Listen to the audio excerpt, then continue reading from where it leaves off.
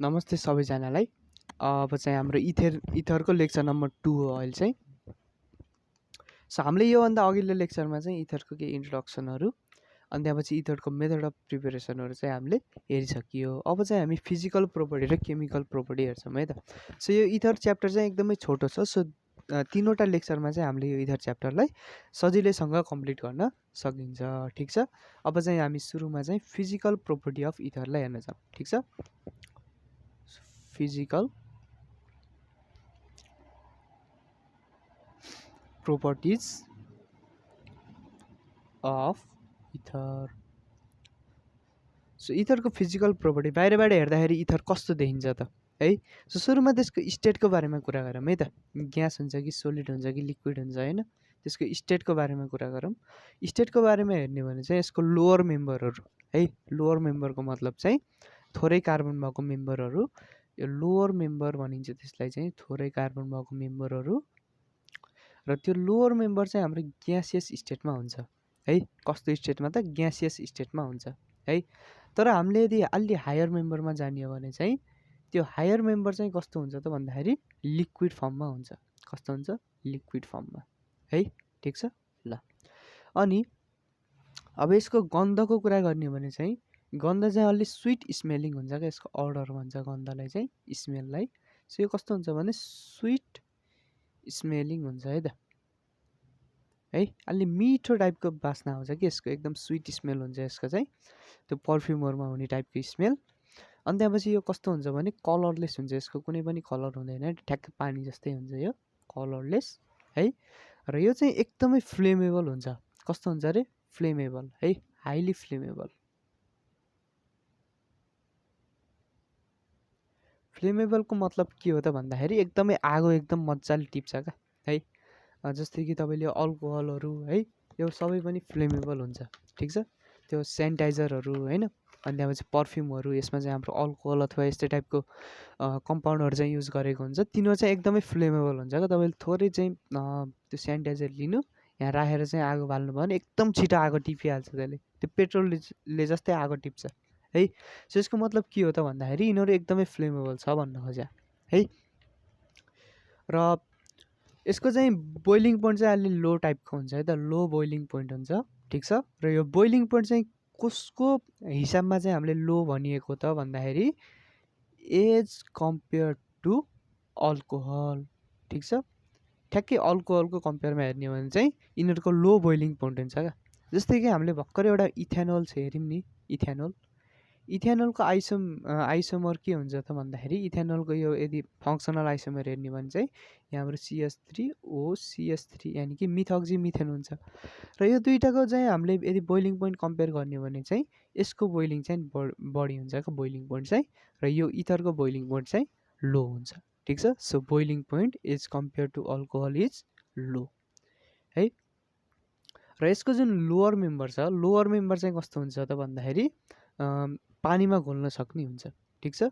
के हुन्छ त? पानीमा घोल्न सक्ने हुन्छ। र त्यो पानीमा किन घोल्छ भन्ने कुरा सबैलाई थाहा होला, त्यसले हाइड्रोजन बोन्ड बनाउँछ है। जस्तै कि हाम्रो ROR छ। ठिक छ। अब यो अक्सिजनमा चाहिँ हाम्रो पार्सियल नेगेटिभ चार्ज आउँछ र यो रेडिकलहरूमा पार्सियल पोजिटिभ चार्ज आउँछ। यो कुरा सबैलाई थाहा होला। र हाम्रो अक्सिजन हाम्रो वाटर चाहिँ यस्तो टाइपको हुन्छ हो। सो यहाँ पनि हाम्रो पार्सियल पोजिटिभ र पार्सियल नेगेटिभ हुन्छ। सो यो हाइड्रोजन र अक्सिजनको बिचमा चाहिँ एउटा बोन्ड क्रिएट हुन्छ। ठिक छ। यसलाई चाहिँ हामीले हाइड्रोजन बोन्डिङ भनिन्छ हो। यो हाइड्रोजन बोन्डिङ चाहिँ इथरले पानीसँग बनाउने हुनाले चाहिँ यो इथर चाहिँ पानीमा घोल्छ।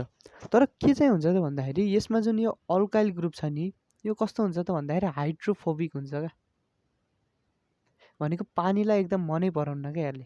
त्यही भएर के हुन्छ भने यो अल्काइल ग्रुप जति ठुल्ठुलो हुँदै गयो है त्यति धेरै चाहिँ हाइड्रोफोबिक पार्ट चाहिँ बढ्ने भयो। र यो सबै हाइड्रोफोबिक पार्टले त के गर्ने भयो त भन्दाखेरि यो ठुल्ठुलो भइसकेपछि त यो अक्सिजनले मात्रै चाहिँ बोन्ड बनाउन सक्ने भएन होइन। अक्सिजनको जुन बोन्ड बनाउने क्यापासिटी छ त्यो त कम हुँदै गयो, किनभने यिनीहरूलाई त पानीलाई मनै पराउन्न नि त। सो अक्सिजनलाई घेरेर राखेर पानीसँग चाहिँ हाइड्रोजन बोन्ड बनाउनै दिन्न। त्यही भएर चाहिँ के हुन्छ भने यसको लोअर मेम्बरहरू मात्रै सोलुबल हुन्छ वाटरमा। ठिक छ। यदि हायर मेम्बरको कुरा गर्ने हो भने चाहिँ इन्सोलुबल हुन्छ। घोल्दैन क्या त्यो हायर मेम्बर चाहिँ, ठिक छ। किनभने हायर मेम्बरमा ठुलो ठुलो अल्काइल ग्रुप हुन्छ र जति ठुलो अल्काइल ग्रुप भयो त्यो अल्काइल ग्रुप चाहिँ हाइड्रोफोबिक भएको हुनाले चाहिँ जति ठुलो अल्काइल ग्रुप भयो त्यसले चाहिँ अक्सिजनलाई घेरेर राख्छ र अक्सिजनलाई घेरेर राखेपछि त्यो पानीसँग घुल्न सक्दैन, ठिक छ। ल यति चाहिँ हाम्रो फिजिकल प्रोपर्टीहरू भयो। अब चाहिँ हामी केमिकल प्रोपर्टीतिर लागौँ है त। सो केमिकल प्रोपर्टी अफ इथरमा चाहिँ हामीले नर्मल्ली इथक्जी इथेनलाई चाहिँ एकदम प्रायोरिटी दिएर पढ्नुपर्ने हुन्छ। यसैको मात्र केमिकल प्रोपर्टी पढ्न भनेको छ हाम्रो सिलेबसले है। तर अब ओभरअल इथरको एउटै नै हुन्छ प्रोपर्टीहरू त, बट यसलाई चाहिँ हामीले मेन फोकस राखेर चाहिँ पढ्नुपर्छ। यो इथक्जी इथेन अथवा डाइ इथाइल इथर पनि भन्छ यसलाई। यो कस्तो हुन्छ त दुवैतिर चाहिँ हाम्रो इथाइल ग्रुप हुन्छ, यस्तो टाइपको हुन्छ यो, ठिक छ। र तपाईँले चाहिँ यो इथरहरूलाई हेर्नुहुन्छ भने यिनीहरू चाहिँ अलि इनर टाइपको हुन्छ क्या, भनेको अलि रियाक्सनमा त्यति पार्टिसिपेट गर्न नचाहिने टाइपको चाहिँ यो केमिकल कम्पाउन्डहरू हो इथर चाहिँ है। सो रियाक्सन अलि गर्न नमान्ने हुनाले चाहिँ यिनीहरूलाई नर्मल्ली सल्भेन्टको रूपमा युज गरिन्छ क्या। जसरी पानीलाई चाहिँ हामीले केही कुरा घोलाउनलाई युज गरिन्छ नि, त्यसै गरी डिफ्रेन्ट रियाक्सनहरूमा चाहिँ यो इथरलाई चाहिँ केही कुरा घोलाउनको लागि सल्भेन्टको रूपमा चाहिँ युज गरिन्छ। जस्तै कि हाम्रो ग्रिग्नार्ड रिएजेन्ट छ होइन, त्यो युज गर्दाखेरि हामीले इथर राख्नै पर्ने हुन्छ है। सो इथर चाहिँ यस्तो धेरै नै रियाक्सनमा चाहिँ हामीले क्याटालिस्टको रूपमा पनि देख्न सक्छौँ है। किनभने के हुन्छ त भन्दाखेरि इथरमै घोलाएर चाहिँ हामीले राखिएको हुन्छ है। सो इथरलाई चाहिँ एउटा अर्ग्यानिक सल्भेन्टको रूपमा पनि हामीले युज गर्न सकिन्छ, ठिक छ। किनभने यो केमिकल्ली अलि इनर्ट हुन्छ, अलि लेस रियाक्टिभ टाइपको, अलि रियाक्ट नगर्ने टाइपको चाहिँ हुन्छ यो है।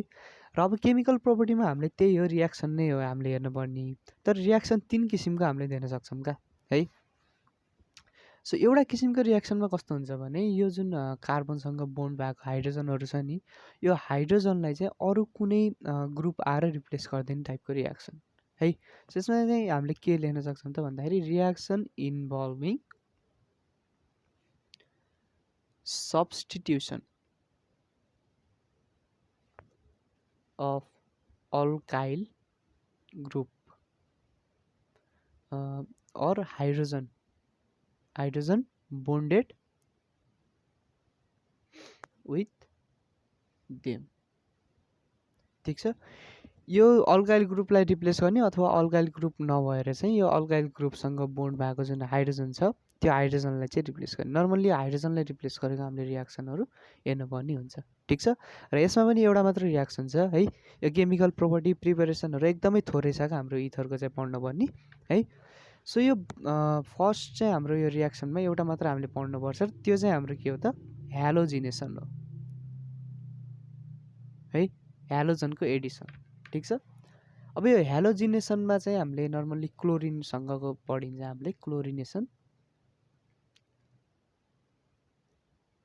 ह्यालोजनसँगको रियाक्सन अथवा यसमा चाहिँ नर्मल्ली क्लोरिनसँगको रियाक्सनलाई हामीले हेर्नुपर्छ। र यसमा चाहिँ हामीले इथक्जी इथेनलाई चाहिँ एउटा मेन एउटा भनौँ न प्रायोरिटी दिएर पढ्नुपर्ने हुनाले चाहिँ म त्यसैको रियाक्सन लेखिदिन्छु है त। जस्तै कि हाम्रो इथक्जी इथेन भनेको CH3 CH2O अनि CH2 CH3 हुन्छ। यहाँ चाहिँ हामीले के एड गर्नु पर्यो त क्लोरिन एड गर्नु पर्यो। अब क्लोरिन एड गर्दाखेरि दुईवटा केस हुन्छ है, म दुईवटै बनाउँछु यहाँ।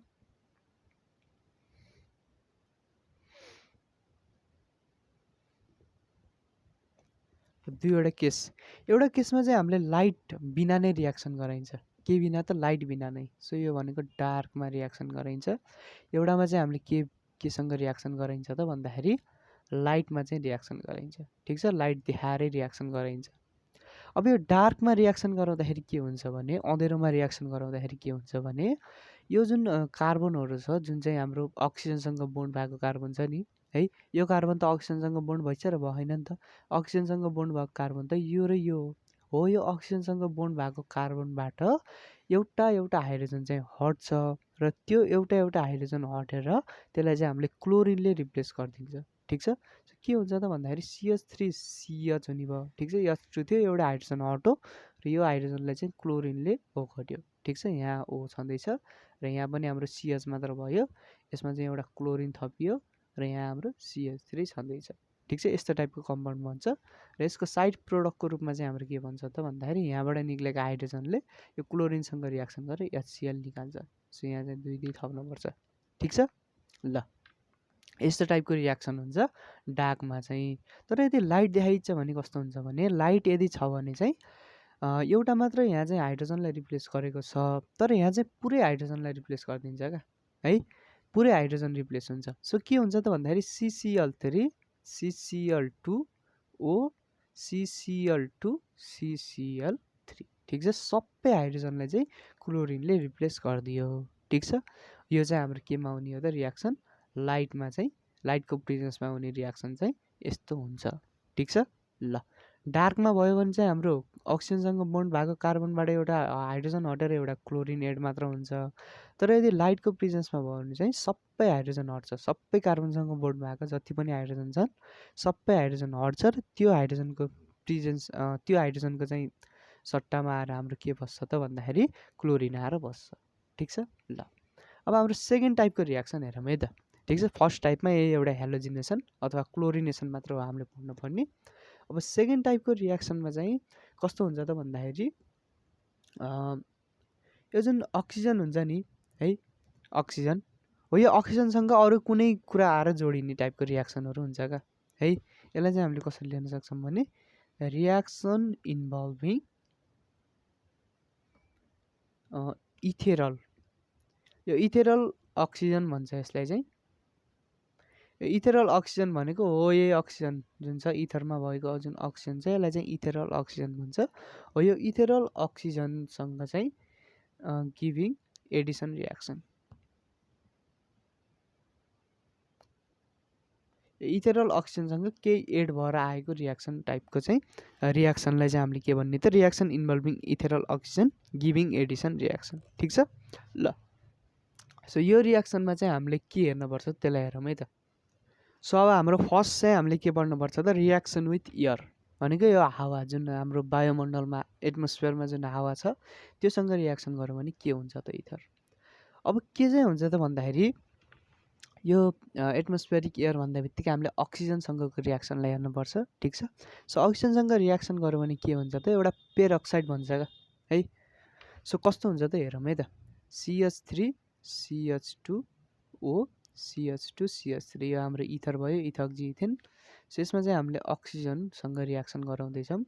हो यो अक्सिजनसँग केसको प्रेजेन्समा हुनुपर्छ त रियाक्सन लाइटको प्रेजेन्समा हुनुपर्छ, यो सनलाइटको प्रेजेन्समा रियाक्सन हुन्छ यो चाहिँ।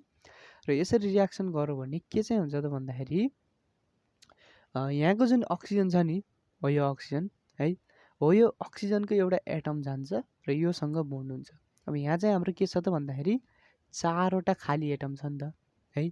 ठिक छ, दुईवटा लोन पेयर छ, जस्तै कि अक्सिजनमा के चाहिँ हुन्छ त भन्दाखेरि 6वटा चाहिँ भ्यालेन्स इलेक्ट्रोन हुन्छ अक्सिजनमा। ठिक छ, थाहा छ हामीलाई त्यो कुरा होइन। 6वटा भ्यालेन्स इलेक्ट्रोन हुन्छ, एउटा इलेक्ट्रोन यहाँ बोन्ड बनाउनेले सक्यो, एउटा इलेक्ट्रोन चाहिँ यहाँ बोन्ड बनाउनेले सक्यो भनेपछि 4वटा चाहिँ रह्यो।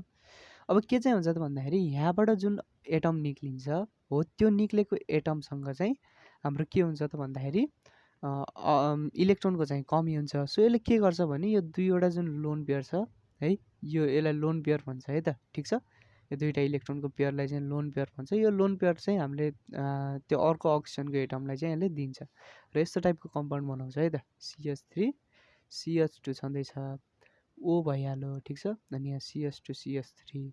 अब यसले के गर्छ भने यस्तो टाइपको ओसँग चाहिँ यस्तो बोन्ड बनाउँछ। यो बोन्ड भनेको के हो भने यसलाई भन्छ कोअर्डिनेट कोभ्यालेन्ट बोन्ड भन्छ है। यहाँ चाहिँ हाम्रो सेयरिङ अफ इलेक्ट्रोन त भइरहेछ, तर इलेक्ट्रोन कसले मात्र दिन्छ त भन्दाखेरि यो अक्सिजनले यसलाई मात्र दिन्छ, यसले यसलाई दिएको छैन है। सो यो अक्सिजनले यसलाई मात्र इलेक्ट्रोन दिएको छ। र अब यो अक्सिजनसँग कतिवटा लोन पेयर भयो त भन्दाखेरि एउटा मात्र लोन पेयर भयो नि त, दुईवटा त यसले यसलाई डोनेट गरिसक्यो। र अर्को कुरा के छ त भन्दाखेरि योसँग 6वटा एक्स्ट्रा इलेक्ट्रोन त छँदैछ। ठिक छ ल। यसलाई चाहिँ हामीले के भन्ने त भन्दाखेरि इथर परअक्साइड पनि भन्छ अथवा परअक्साइड अफ इथर पनि भन्छ है। ठिक छ, परअक्साइड अफ इथक्जी इथेन पनि लेख्न मिल्छ है। यसको कुनै स्पेसिफिक त्यस्तो नोमेनक्लेचर चाहिँ छैन। सो नर्मल्ली हामीले परअक्साइड अफ इथक्जी इथेन अथवा इथक्जी इथेन परअक्साइड अथवा इथर परअक्साइड मात्र पनि भनिन्छ। र यो इथर परअक्साइड जुन छ नि यो चाहिँ कस्तो हुन्छ भने थर्मल्ली अनस्टेबल हुन्छ क्या, थर्मल्ली अनस्टेबल हुन्छ।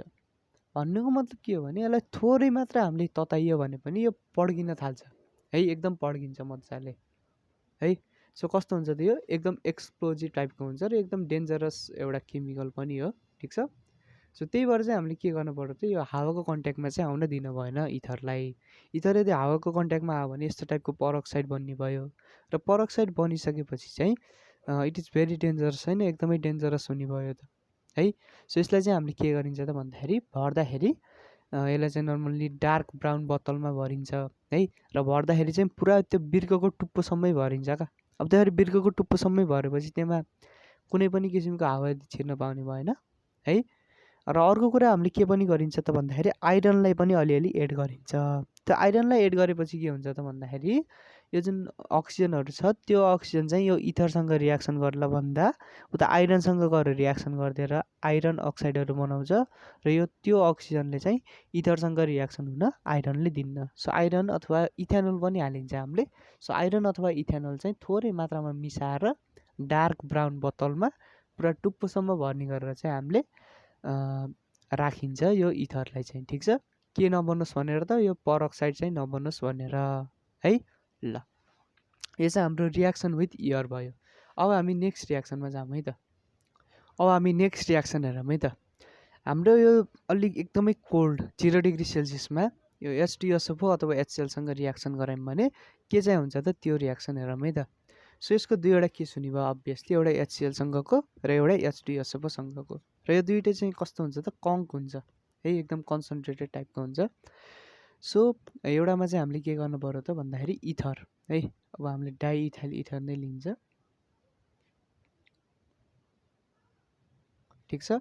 हो यो डाइइथाइल इथरलाई चाहिँ हाइड्रोक्लोरिक एसिडसँग रियाक्सन गर्नु भने एकदमै कोल्ड टेम्परेचरमा, सो 0 डिग्री सेल्सियस लेख्दा हुन्छ।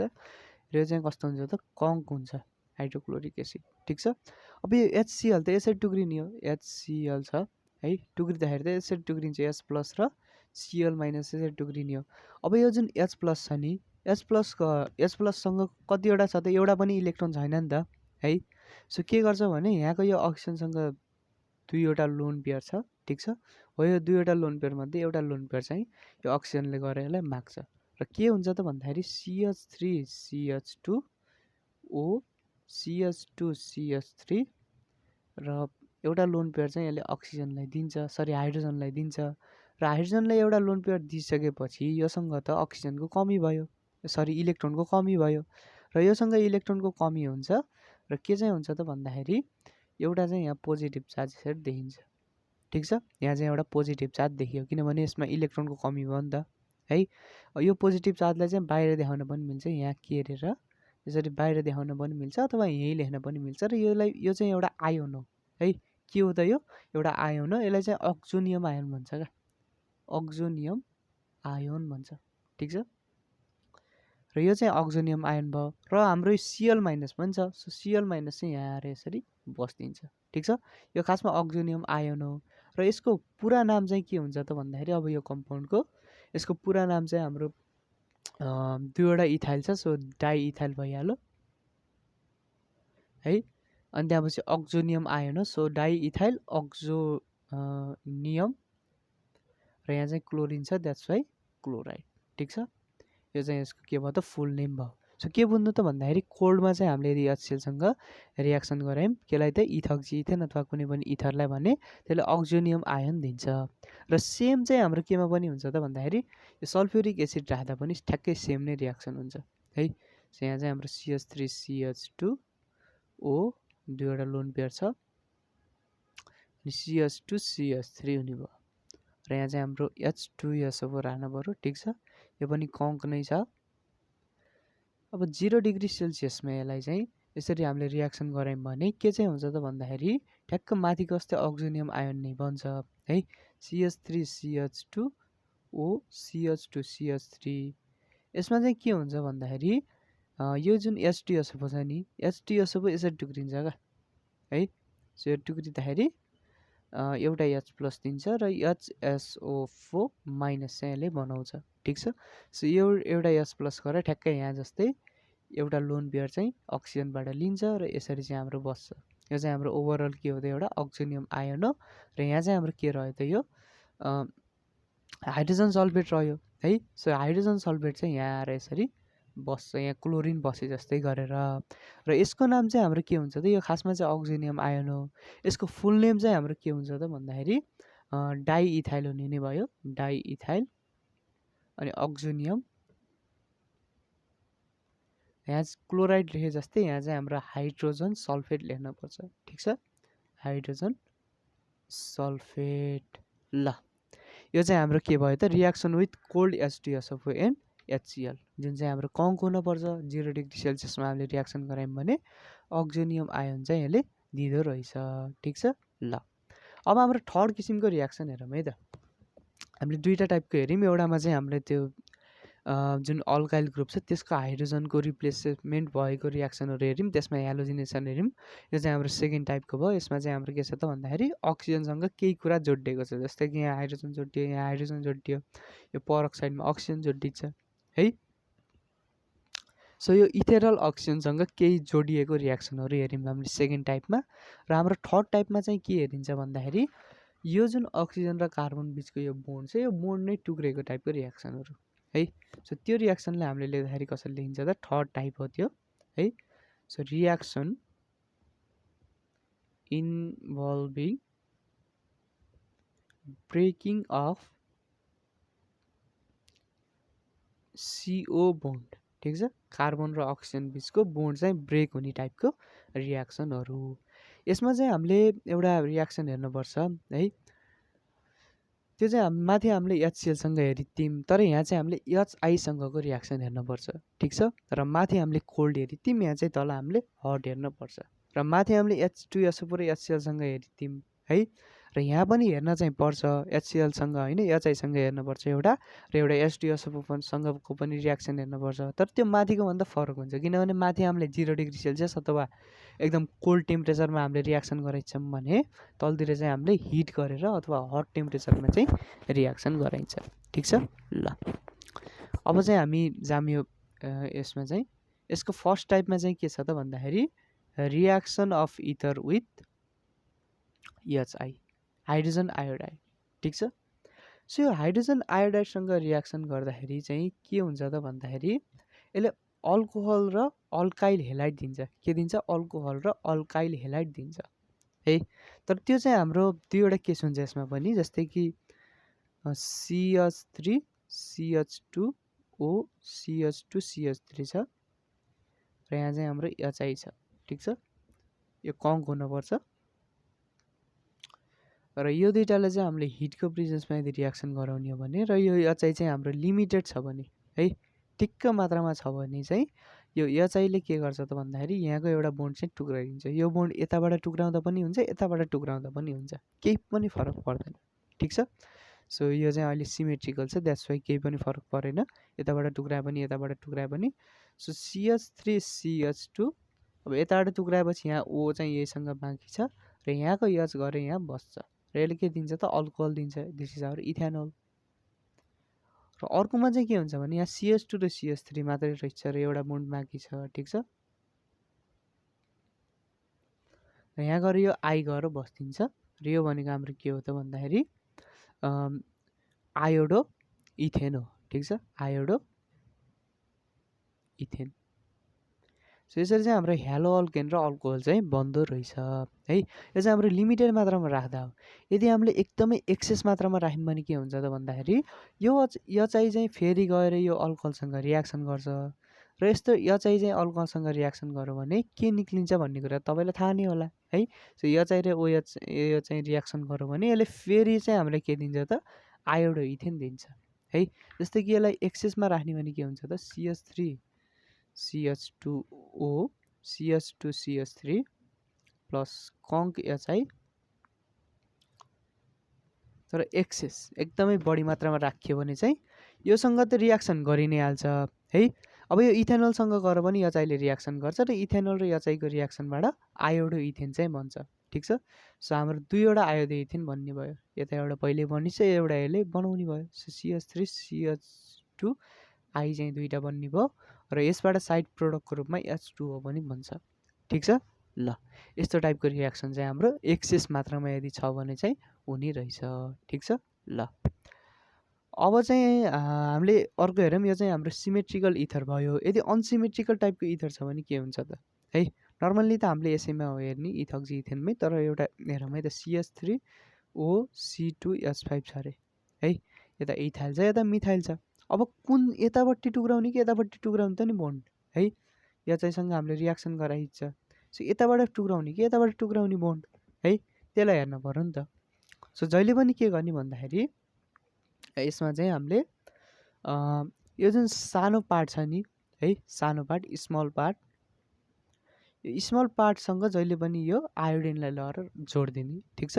स्मल पार्ट है, यो भनेको बिग पार्ट हो है। यो इथाइल हो, 2टा कार्बन र 5वटा हाइड्रोजन छ। यसमा चाहिँ एउटा कार्बन र 3वटा मात्र हाइड्रोजन चाहिँ सानो छ। सो यो सानो पार्टसँग चाहिँ जहिले पनि केलाई लगेर जोड्ने त आयोडिनलाई लगेर जोड्ने। सो CH3I बन्छ यसबाट है, यहाँबाट बोन्ड टुक्रिने भयो त्यसो भए, ठिक छ।